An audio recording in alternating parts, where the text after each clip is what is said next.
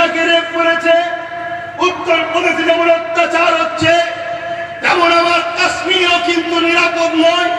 সেই কাশ্মীরের মন্দিরের মধ্যে এমন করে আশি বানাবে ওই বাচ্চা মেয়েটাকে রেপ করেছে, তেমন হায়দ্রাবাদ থেকে শুরু করে, তেলেঙ্গানা থেকে শুরু করে, বোম্বাই থেকে শুরু করে আমার বাংলাও নিরাপদ নয়। আমার বাংলাতেও রেপ হয়েছে, আজও হচ্ছে, আজও চলছে।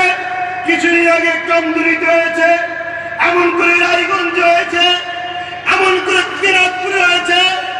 বিভিন্ন জায়গাতে রেপ হচ্ছে, যারা রেপ করছে তাদের বিচার হচ্ছে না।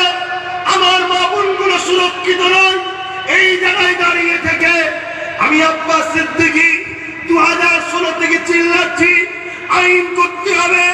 যারা রেপ করবে তাদেরকে প্রকাশ্য